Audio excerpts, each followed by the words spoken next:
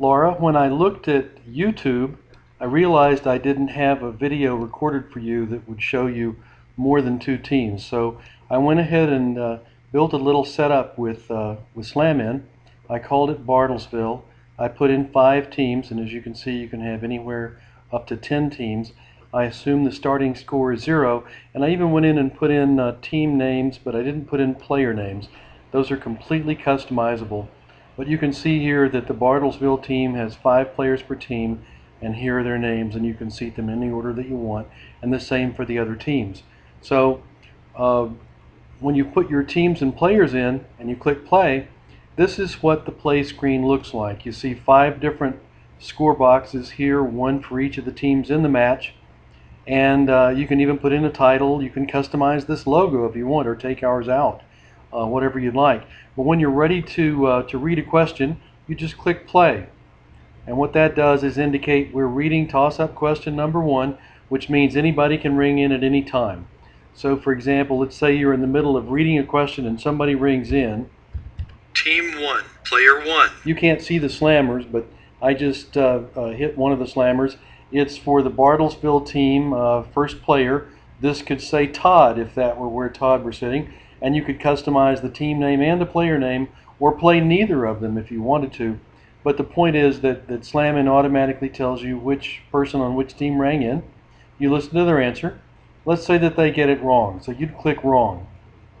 So Bartlesville is out. We're still in the same question, and any other team can ring in. So let's try another one.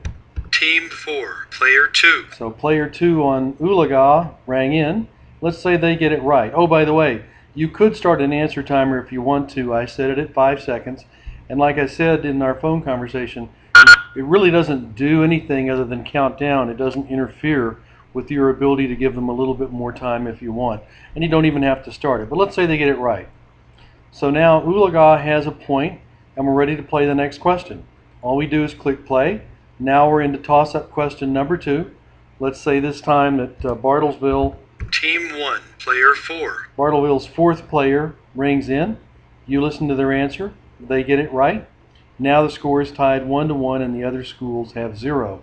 Notice that Bartlesville didn't get docked a point. They didn't lose any ground when they got a wrong answer, because I set the wrong answer penalty to 0. Now, if it turns out that you need to adjust the score, maybe you make a mistake, you click right instead of wrong or wrong instead of right, there's a button down here for editing the score in timers. Let's say that you really meant to give Bartlesville that first question. So you can just change the scores at any time. You can do a ring-in test at any point in time. Everybody can test their buzzers. You can go back into subs and setup. That's where you'd go back over, and if you wanted to swap out a player, you could swap out a player. Let's say you seated this player, whoever had that name. You could reseat them in the match and then do a ring-in test. That's what they all want to do whenever they come back into the match. Player 6. And you can see that Slam-In knows that they're now sitting there with buzzer number 1. And then you can continue the match. And when you want to end the ring-in test, you click end. You'd keep playing each time you wanted to play a question. And when you were done with the whole match, you'd just click end round. And Slam-In automatically checks to see if you care about breaking any ties. And you can see that Bartlesville is leading 2-1, but there are ties here. So it noted that, and in case that's important to you, you can click here to break the ties. But I'll just go ahead and end the round just like that. And when you're done, the match is marked over.